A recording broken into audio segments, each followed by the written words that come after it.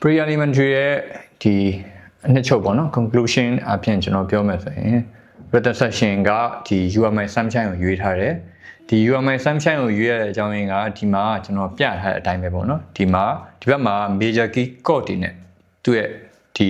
1 2 3 4 5 6သူ့ရဲ့ chord family လေးပြထားတာပေါ့အဲ့တော့ကျွန်တော်တို့ကဒီမှာ UMI sunshine က pattern လေးကဒီသူ့မှာဒီမှာပြထားတာ down down up down down ပေါ့နော်အဲ့တော့ကျွန်တော်ကတီးမယ်ပေါ့တီးမယ်ဆိုလို့ရှိရင်သူက chord လေးကရှင်းတယ်3 chord ပဲသုံးထားတယ် key C မှာဆိုရင် C ရဲ့၄ချိန်မြောက်ဖြစ်တဲ့ F က5ချိန်မြောက်ဖြစ်တဲ့ G ဒါမှမဟုတ်ဒီမှာ G7 ပေါ့နော်အဲ့တော့ကျွန်တော် You Are My Sunshine တီးမယ်ပေါ့နော်ဒီဟာဆိုလို့ရှိရင်ဆိုတော့ You Are My Sunshine က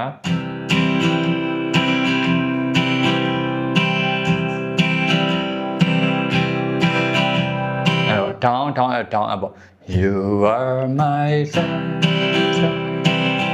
my only sunshine you make me happy when skies are gray you never know dear how much I love you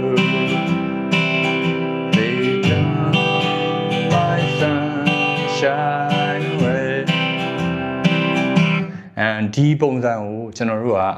ဒီမှာ major key chord တွေထည့်ပေးတာအကြောင်းရှိတယ်ကျွန်တော်တို့ကဒီ C key နဲ့ဆိုရအဆင်မပြေဘူးမပြေလို့ရှိရင်ကျွန်တော်တို့က key ဒီမှာပြောင်းမယ်ဆိုလို့ရှိရင်ကာပိုဘယ်လိုသုံးမလဲပေါ့နော်အဲ့တော့ဒီမှာထားလိုက်ပြီပေါ့ကာပိုညှက်လိုက်ပြီးညှက်ပြီးသွားရင် key ကိုပြန်ညှိဖို့မမေ့နဲ့နော်အဲ့တော့ဂျူနီပြန်ညှိမယ်ပြီးရင်ဒီမှာက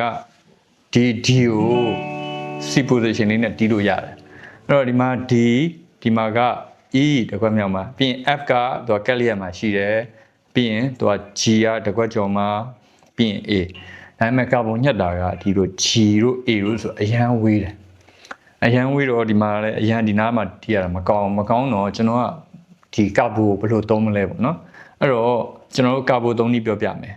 ဒီ C ကိုကင်တယ်C ကနေပြီးတော့တွက်ကြည့်လိုက် C D E F G သူ့ရဲ့၅ခုမြောက်ကိုဒီမှာ G key လေးနဲ့စတီးလို့ရတယ်ပေါ့ဒီမှာ You Are My Sunshine 3 chord ရပါတယ် C ရယ် F ရယ် G ရယ်အဲ့တော့ဒီမှာပြထားတဲ့အတိုင်း လိုက်ချင်းကြည့်နော်ဒီမှာ G major နဲ့ဆိုလို့ရှိရင် G ရဲ့၄ချိန်မြောက်က C major ဖြစ်တယ်၅ချိန်မြောက်က D7 ဖြစ်တယ်အဲ့ဒါလေးကိုအလွယ်တကူချင်းလို့ရတယ်အလွယ်တကူချင်းလို့ရဆိုတာဒီမှာ You Are My Sunshine ကို G နဲ့သွားမယ်အဲ့တော့ဒီနာကြီးမှာမညက်နဲ့တော့မညက်ဖက်နဲ့ဒီမှာပဲအလွယ်တကူချိန်လိုက်နော်ဒါဆိုရင်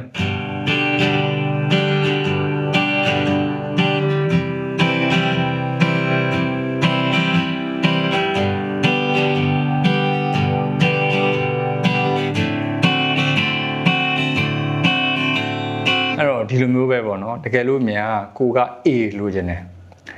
key A နဲ့ဆိုမှဒီနာကြီးမှာညှက်မယ်ဆိုရင်တအားဝေးတယ်အဲ့တော့ကျွန်တော်တို့က key ဒီမှာ D position လေးကိုကာပိုညှက်ပြီးတော့ဒီမှာ G position လေးနဲ့တီးလို့ရတယ်ကာပိုအဲ့တော့သူကချိန်လိုက်မယ်ဆိုလို့ရှိရင် G position လေးတိုင်းပဲဖြစ်နေမှာဒီမှာ1ပေါ့နော်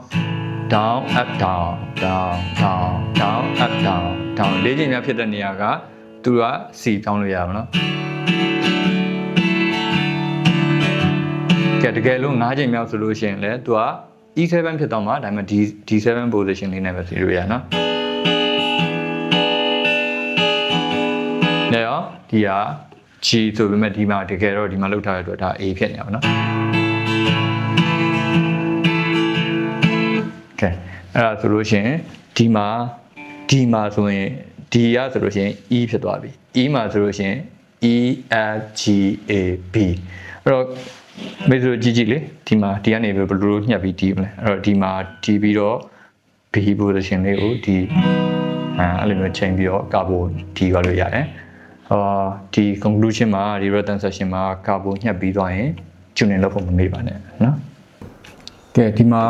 ကျွန်တော်တို့ inversion လုပ်တဲ့ဟာလေးတွေကိုဘယ်လို apply လုပ်မလဲပေါ့နော်အဲ့ဒါလေးကိုကျွန်တော်ဒီမှာတခြင်းလေးနှစ်ပုတ်ထည့်ပေးတာ no surprises ပေါ့နော်အဲ့ Radiohead ရဲ့တခြင်းလေးပေါ့အဲ့ဒါကတော့လွယ်ပါတယ်picking လေးပဲ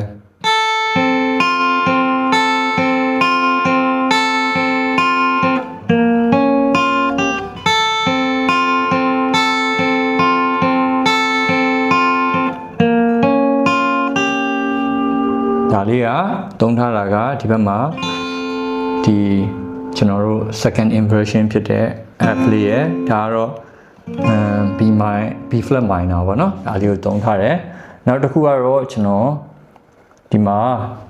ကော့ကိုတော့ကျင်းလို့ရအောင်ကျွန်တော် Hotel California ရဲ့ဟာလေးတွေလည်းမြင်အောင်ပြမယ်ပေါ့နော်ဒီမှာဒီ position B minor ပေါ့နော်အဲ့တော့ तू ကသုံးထားတဲ့ဟာလေးကိုကျွန်တော်ပြကြည့်ချင်တာပေါ့နော်ဒီထဲမှာ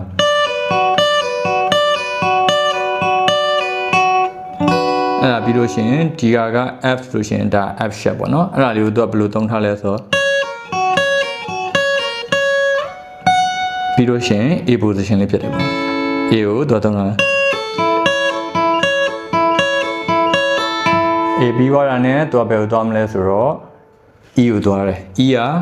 ဒါ D ဆိုဒီမှာ E ပေါ့နော်အဲ့တော့မှာ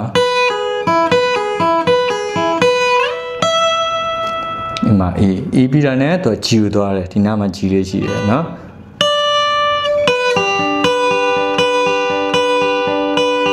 အဲ့ဒါပြီးတာနဲ့ဒီမှာ